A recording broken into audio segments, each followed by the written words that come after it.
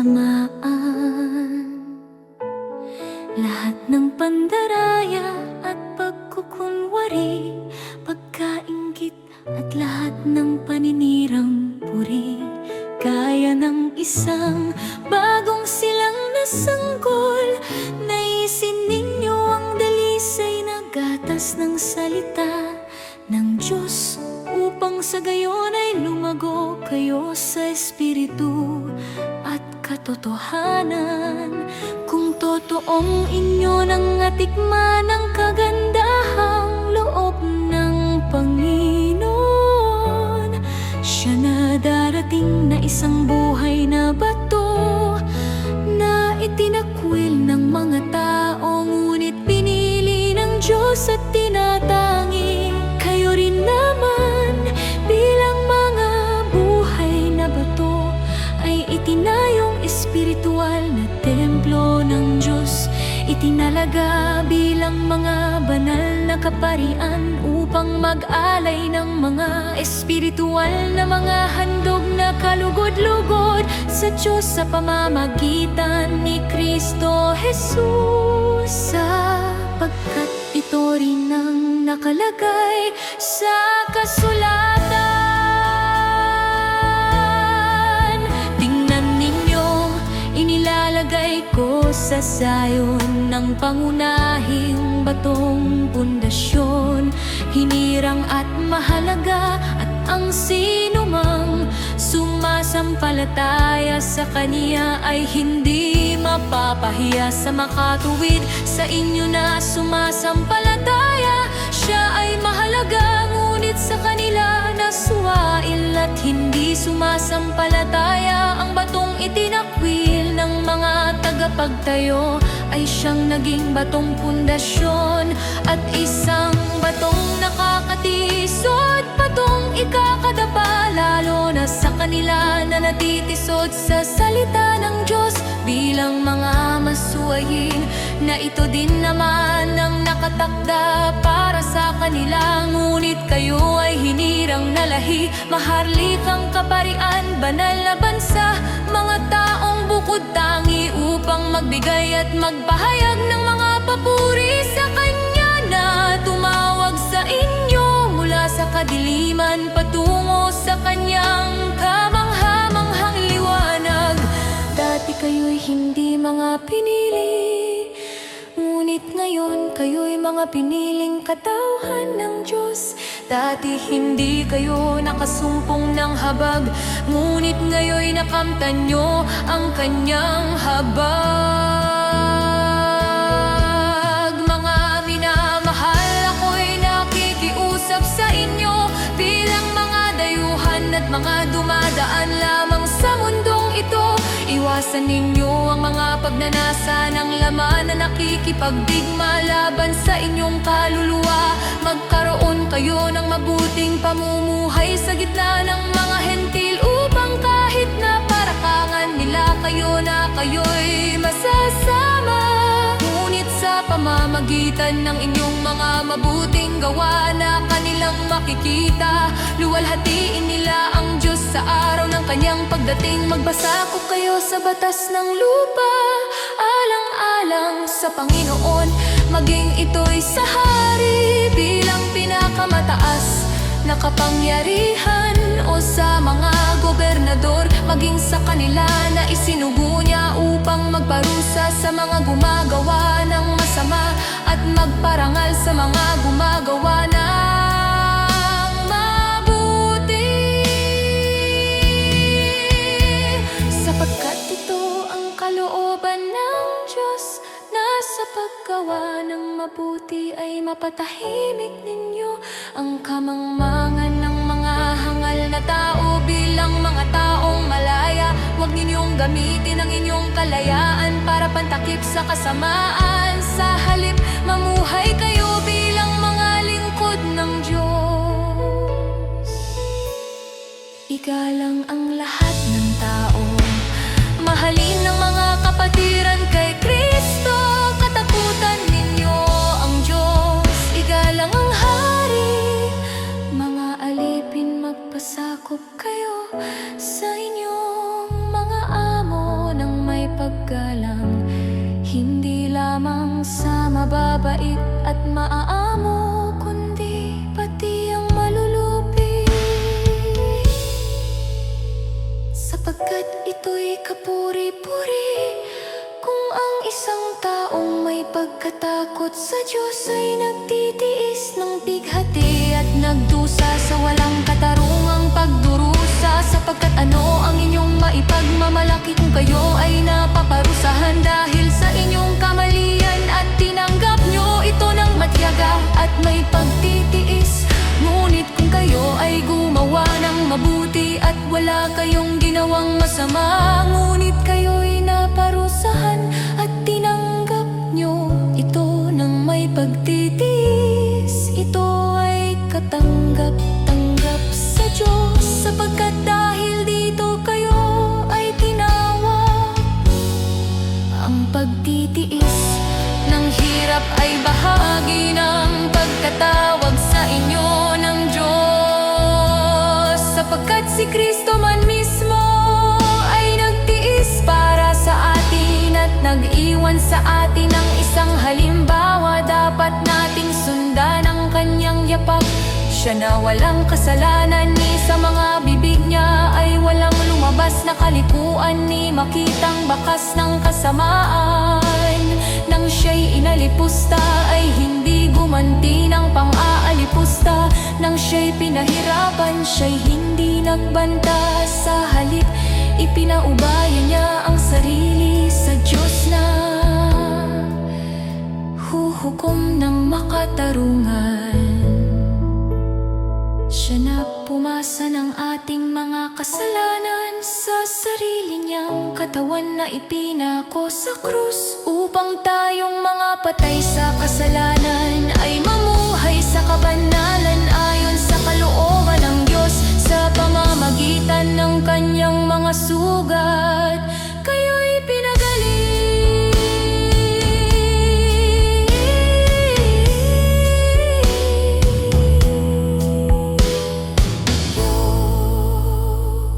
Sapagkat kayo ay parang mga tupang naligaw, ngunit ngayon ay nanumbalik sa pastol at tagapangalaga ng inyong mga kaluluwa.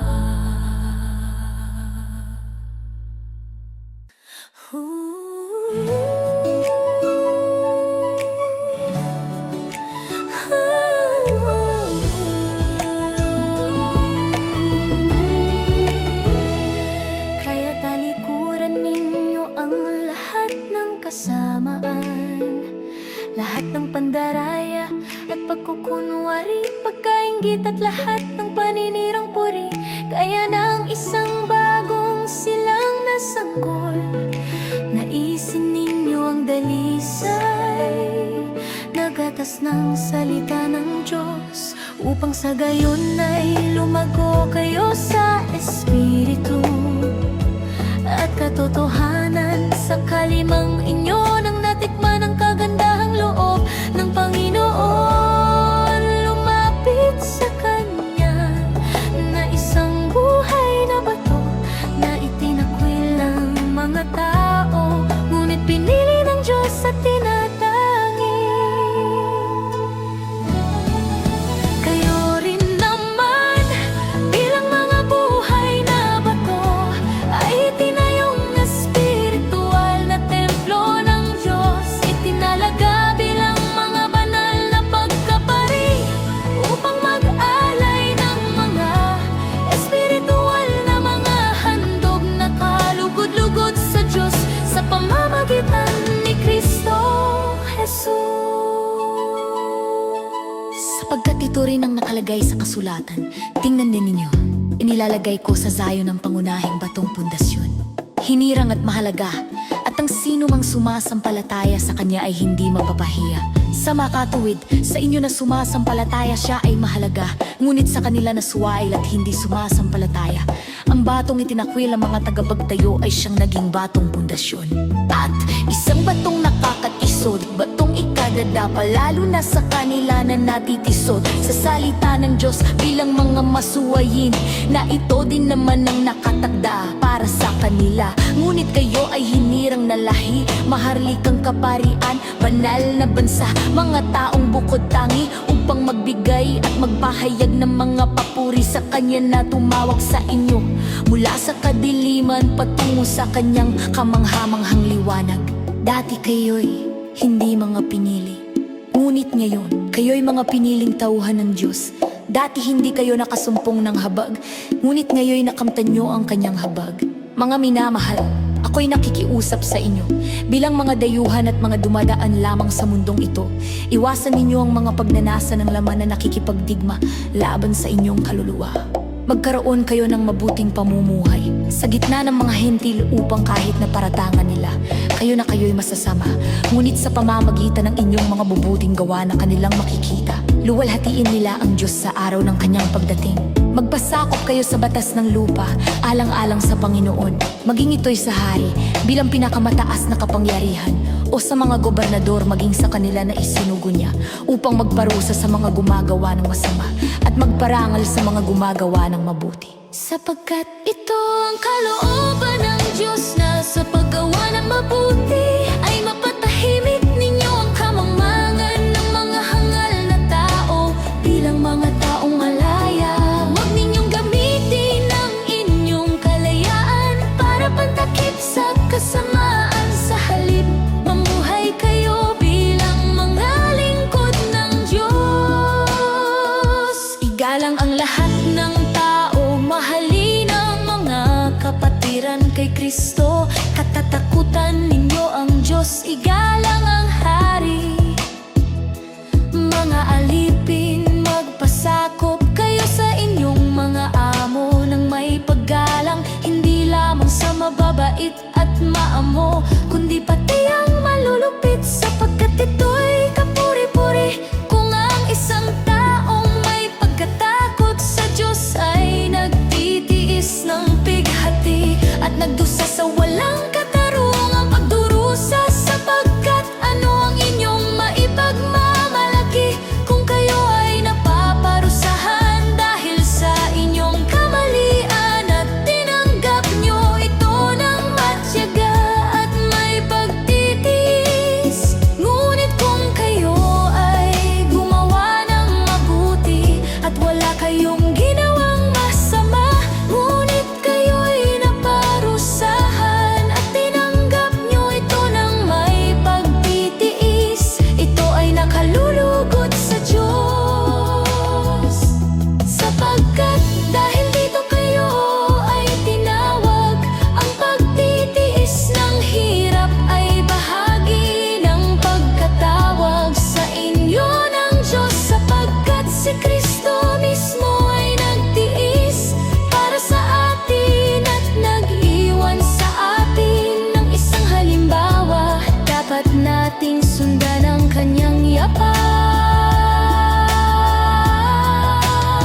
Siya na walang kasalanan, ni walang makitang bakas ng kasamaan. Nang siya'y inalipusta ay hindi gumanti ng pang-aalipusta. Nang siya'y pinahirapan, siya'y hindi nagbanta. Sa halip, ipinaubaya niya ang sarili sa Diyos na huhukom ng makatarungan. Siya na pumasan ng ating mga kasalanan sa sarili niyang katawan na ipinako sa krus, upang tayong mga patay sa kasalanan ay mamuhay sa kabanalan ayon sa kalooban ng Diyos. Sa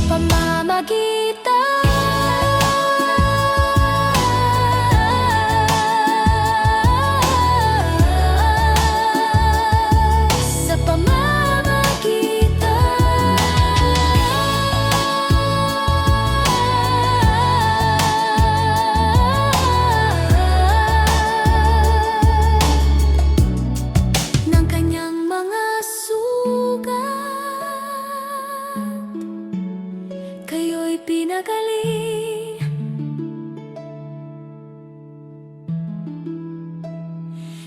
sapagkat kayo ay parang mga tupang naligaw. Ngunit ngayon ay nanumbalik sa pastol at tagapangalaga ng inyong mga kaluluwa.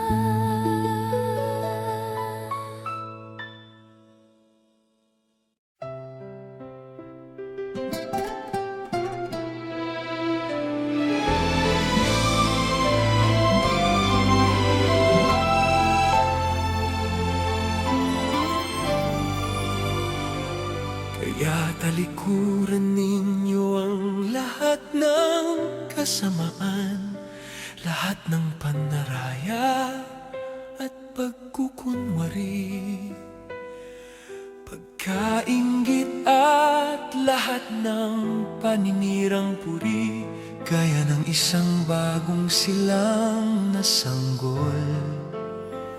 Naisin ninyo ang dalisay na gatas ng salita ng Diyos upang sa gayon ay lumago kayo sa espiritu at katotohanan.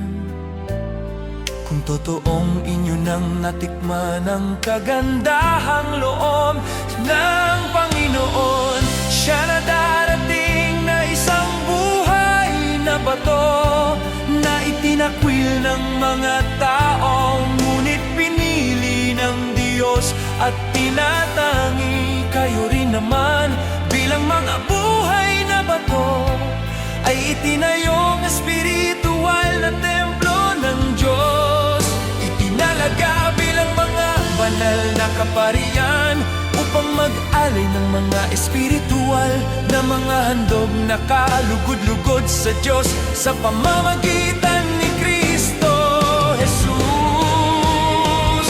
Sapagkat ito rin ang nakalagay sa kasulatan, tingnan ninyo, inilalagay ko sa sayo ng pangunahing batong pundasyon, hinirang at mahalaga, at ang sinumang sumasampalataya sa Kanya ay hindi mapapahiya. Sa makatuwid sa inyo na sumasampalataya, siya ay mahalaga. Ngunit sa kanila na suwail at hindi sumasampalataya, ang batong itinakwil ng mga tagapagtayo ay siyang naging batong pundasyon at isang batong nakakatisod, batong ikakadapa. Lalo na sa kanila na natitisod sa salita ng Diyos, bilang mga masuwayin na ito din naman ang nakatakda para sa kanila. Ngunit kayo ay hinirang na lahi, maharlikang kaparian, banal na bansa, mga taong bukod tangi, upang magbigay at magpahayag ng mga papuri sa Kanya na tumawag sa inyo mula sa kadiliman patungo sa Kanyang kamangha-manghang liwanag. Dati kayo'y hindi mga pinili, ngunit ngayon kayo'y mga piniling katauhan ng Diyos.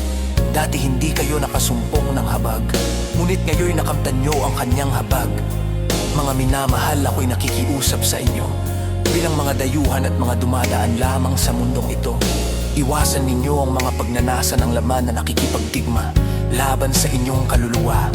Magkaroon kayo ng mabuting pamumuhay sa gitna ng mga hentil, upang kahit na paratangan nila kayo na kayo'y masasama, ngunit sa pamamagitan ng inyong mga mabubuting gawa na kanilang makikita, luwalhatiin nila ang Diyos sa araw ng Kanyang pagdating. Magpasakop kayo sa batas ng lupa, alang-alang sa Panginoon, maging ito'y sa hari bilang pinakamataas na kapangyarihan, o sa mga gobernador, maging sa kanila na isinugo niya, upang magparusa sa mga gumagawa ng masama at magparangal sa mga gumagawa ng mabuti. Sapagkat ito ang kalooban ng Diyos, na sa paggawa ng mabuti ay mapatahimik ninyo ang kamangmangan ng mga hangal na tao. Bilang mga taong malaya, huwag ninyong gamitin ang inyong kalayaan para pantakip sa kasamaan. Sa halip, Mamuhay kayo bilang mga lingkod ng Diyos. Igalang ang lahat ng tao. Mahalin ang mga kapatiran, kay Kristo katakutan ninyo ang Diyos. Igalang ang hari. Mga alipin, magpasakop kayo sa inyong mga amo ng may paggalang. Hindi lamang sa mababait at maaamo, kundi pati ang malulupit, sapagkat ito'y kapuri-puri kung ang isang taong may pagkatakot sa Diyos ay nagtitiis ng pighati at nagdusa sa walang katarungang pagdurusa. Sapagkat ano ang inyong maipagmamalaki kung kayo ay napaparusahan dahil sa inyong kamalian, at tinanggap nyo ito ng matyaga at may pagtitiis. Ngunit kung kayo ay gumawa ng mabuti at wala kayong ginawang masama, ngunit kayo'y naparusahan at tinanggap nyo ito ng may pagtitiis, ito ay katanggap-tanggap sa Diyos. Sapagkat dahil dito kayo ay tinawag, ang pagtitiis ng hirap ay bahagi ng pagkatawag sa inyo ng Diyos. Sapagkat si Kristo man mismo ay nagtiis para sa atin at nag-iwan sa atin ng isang halimbawa, dapat nating sundan ang kanyang yapak. Siya na walang kasalanan, sa mga bibig niya ay walang lumabas na kalikuan, ni makitang bakas ng kasamaan. Nang siya'y inalipusta ay hindi gumanti ng pang-aalipusta. Nang siya'y pinahirapan, siya'y hindi nagbanta. Sa halip, ipinaubayan niya ang sarili sa Diyos na huhukom ng makatarungan. Siya na pumasan ng ating mga kasalanan sa sarili niyang katawan na ipinako sa krus, upang tayong mga patay sa kasalanan ay mamuhay sa kabanalan ayon sa kalooban ng Diyos. Sa pamamagitan ng kanyang mga sugat kayo'y pinagaling,